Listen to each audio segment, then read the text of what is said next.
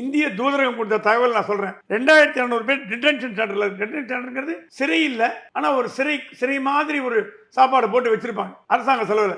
அவங்கள எல்லாம் பிளேன்ல போட்டு இந்தியாவுக்கு டிபோர்ட் பண்ண போறாங்க. ஓகே. அமைச்சிட போறாங்க. அப்புறம் வந்து ஃபைனல் ரிமூவல் ஆர்டர் வாங்கி தடாலடியா நடவடிக்கை எடுத்து கிட்டத்தட்ட 4 ஆண்டுகளாக சிறையில் வாடும் மக்கள் இல்லாம ஒரு கிட்டத்தட்ட ஒரு 1.5 லட்சம் பீப்புள் விசா இல்லாம இருக்காங்க.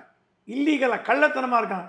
அவங்கள தேடி கண்டுபிடிச்சி வேட்டையாடி போட்டு பிளேன்ல போட்டு இந்தியா அமைச்சு போறாரு. ஸோ இது இந்தியா மட்டும் இல்லை, நான் இந்தியா பத்தி பேசுறேன். மெக்சிகோ, ஹாண்டரஸ், பிலிப்பினோ எல்லாம் மற்ற நாடுகள்லேருந்து வந்த எல்லாரும் கிளீன் பண்ணி அனுப்புகிறார்.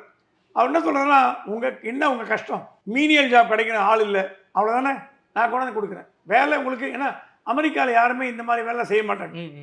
அவங்க வந்து ஒரு pizza burger white collar job பண்ணுவாங்களே தவிர இந்த சுத்தம் பண்ணுறது, க்ளீன் பண்ணுறது இதுக்கெல்லாம் ஆள் கிடையாது.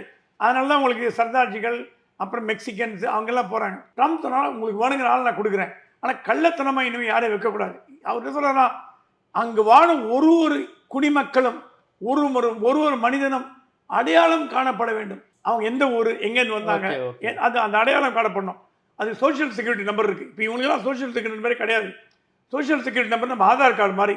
அந்த சோஷியல் செக்யூரிட்டி நம்பர் வச்சு உங்களை ட்ராக் பண்ண முடியும். நீங்கள் எங்கே இருக்கீங்க, என்ன தப்பு பண்ணுறீங்க என்னங்கிறது. சோஷியல் செக்யூரிட்டி நம்பர் வாங்கணும்னு சொல்கிறாராம்.